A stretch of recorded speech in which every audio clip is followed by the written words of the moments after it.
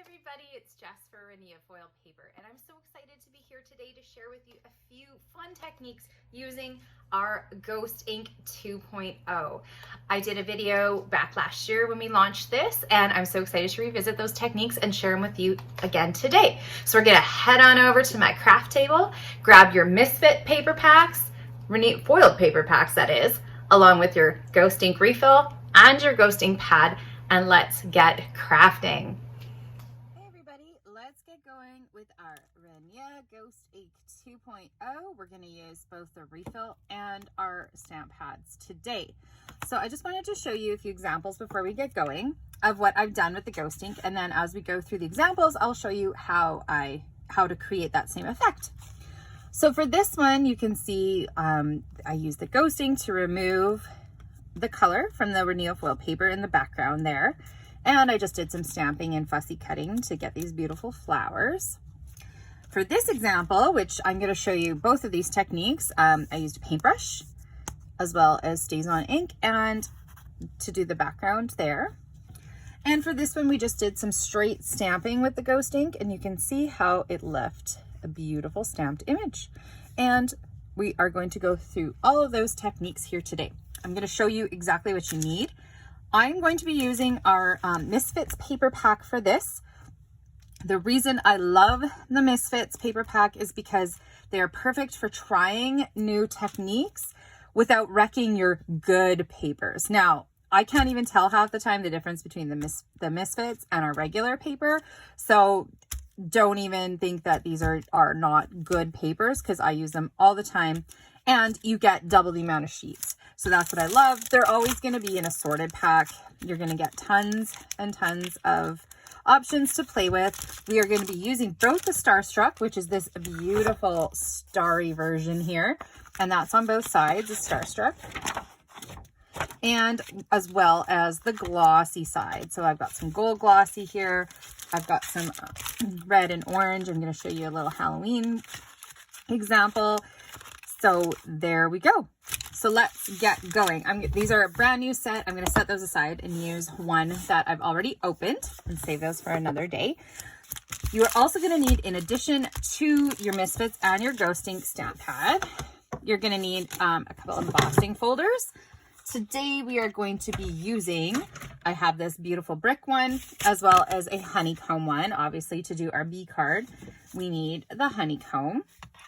I also pulled a zebra stripe too, just in case I want to play with that. You're also going to need some rubber stamps or clear stamps, whatever you choose. I've just got a couple of different options here. We're going to do the honeybee. I also have a Halloween cat. You're going to need some paper towel, or I use scraps of flannel cloth because I'm a sewer as well, so I always have little scraps. You're going to need that, and you're going to need some StazOn ink or some permanent ink to stamp with.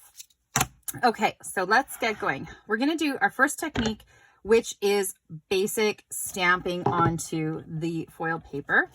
So we are going to I'm going to show you how I did this little image here. So this is just stamped onto our Rinea foil paper. Okay, so you're going to need your paper here. You're going to need your Ghost Ink, and I'm going to get a sentiment as well so you can see how that works. Alrighty. Pardon me. Okay, so here's our Ghost Ink. This one, like I said, it's a well-used pad. It's not going to look like that when you get yours. So you're just going to stamp like a good old-fashioned stamp. We're going to take it and we're going to ink it up. And then we're going to stamp.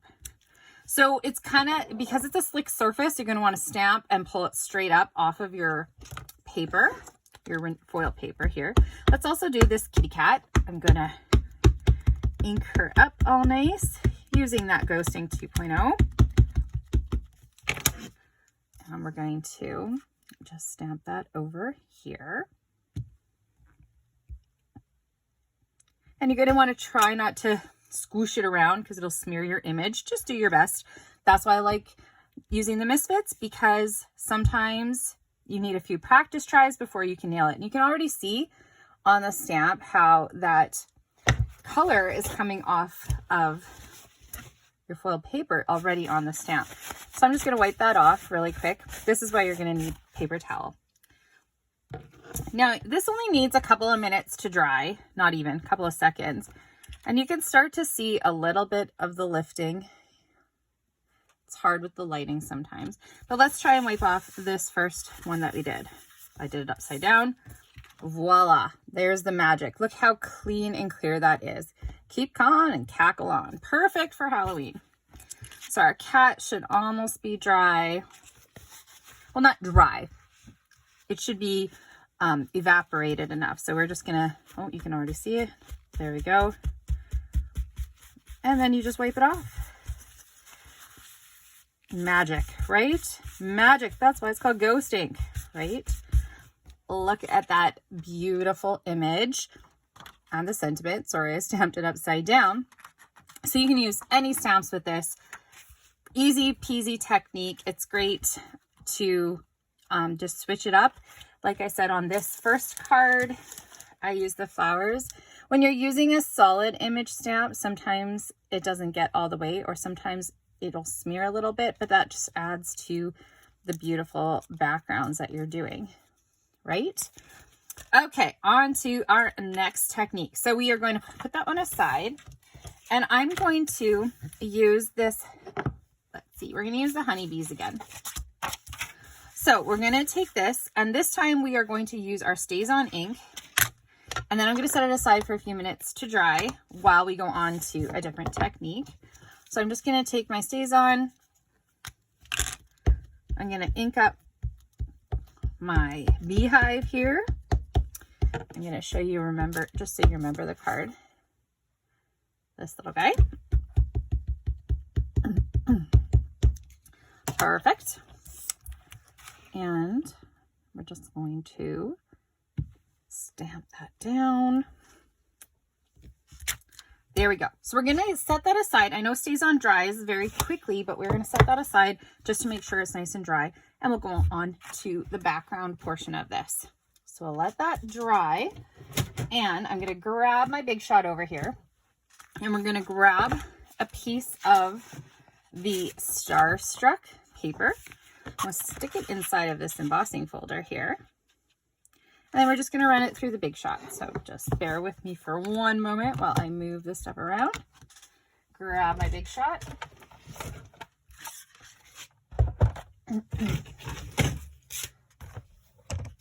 There we go. You know, it's real fancy technique here. Roll that through. Awesome. We'll put that aside. We'll leave that for one more technique here. So we've got our beautiful honeycombs here. Now you're going to take that stamp pad once again, and we're going to take this, and to do the background, I'm just going to dab it on. Now, the heavier you ink it, the more of the color you will remove. So if you just want a light smearing, just go light, and you can see again, the color is already removing. We're going to put that aside. I'm going to give it a couple seconds here. Grab a fresh piece of paper towel or scrap. And you can start to see how it's starting to lift that color off. And then we're just going to rub it gently. And look at that. You get beautiful two-toned backgrounds. And again, you can go as heavy. I went really heavy on the background of this one. Beautiful. So this is the paper before, and that's with the color removed. And you can see, try to catch the light there. So that's how you do the background, and that's what I did here. And then I just took Stays On and I stamped the little bees on there. So now that we did the background, I think our Stays On should be dry. Now this is a fun part. We're going to take this little re-inker and we're going to make a little puddle here. And then you're going to need a water brush. We're just going to grab a little puddle of ink there. Ghost ink, that is. And then I just have a water brush. I'm not worried about the water in there. And you're just going to pick up the ink and we're going to paint it on. Make sure I'm under the camera here. And And we're just going to paint that on wherever we want the color to be removed. So kind of thinking of the opposite effect, right? So we're not adding color, we're removing the color. There we go. And then you're going to want, again, let it dry for a few seconds. About 30 or 40 seconds is usually good enough. When you're doing a little bit of this painting, sometimes I leave it a little bit longer just to make sure it has lots of time to set and remove. So we're going to let that sit for a few minutes, or not even a few minutes. This was a Halloween one I did, and it kind of looks like a moon in the background. I just painted that on and it removed the ghosting, or removed the color. So I'm going to take a little bit more.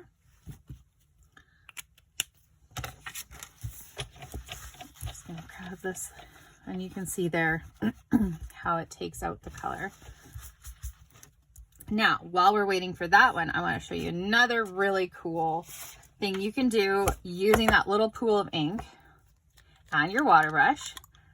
Now, I know some of you are hand letterers out there, and don't judge my writing, please, but I'm not a fancy hand letterer.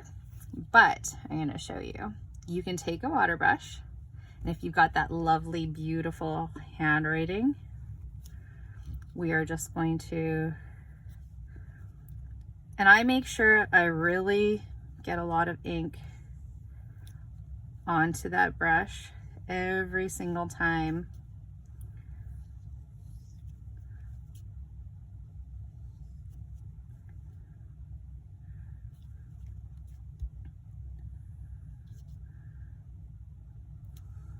Alrighty. And again, we're going to watch that magic happen right away here. So we did our lettering. I'm going to let that dry a little bit. Now, I love this technique if you've got some beautiful handwriting or just want to add a really personal touch to whatever project you're doing. Just going to reverse this, and so we're going to start wiping that off.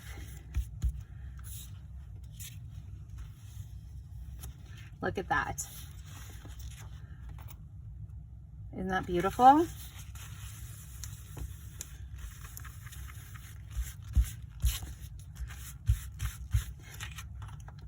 Perfect. So if you see now, oh, it didn't take off everything, I need to go a little heavier, you can go back in and follow your writing and just touch it up a bit. You can add some splatters if you want. This would be really cool to do on the black to make like a starry night background. We can try that too. We're gonna let that dry there. Let's see if I can grab a piece of black here. We'll do a starry night background. So we've done the splattering here. It's nice and dry. And remove that. And it gives that really cool splattered background. And again, these are techniques you need very minimal supplies to do. So again, I have this ebony glossy oil paper, and it's two-toned. So let's just add some splotches, and then we'll get back to our bee background. I'm gonna set this one aside to dry. I think this is perfect for like these Halloween. We'll turn these into comets. Okay, so we're gonna set that aside. I'm just gonna wipe up this little pile here before we go on. And let's go back to our bee. So remember we painted it on there. And we're going to just very carefully dab it off, because it will remove the stays on ink too. So we want to just, there you go. So you can do that where you want your bee. So that's another cool technique. So last but not least, we are going to do our embossing folder technique. So again, we're going to grab a piece of so grab your embossing folder and your ink pad. And now this is where you can decide if you want to ink up the main side or just the outline side. So for this example here, I just did the outline. So let's try this and we'll ink up this other side to see the other effect that we can get. So we're just going to add the ink to the embossing folder. There we go. We are going to take our paper, and because I'm using the Starstruck, it doesn't matter, they're both colored, and we're going to run that through our Big Shot. Once again, we'll bring that over.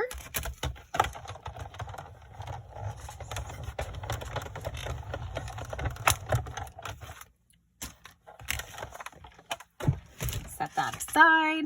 We're going to open that up, and you can already see it started to take the color off.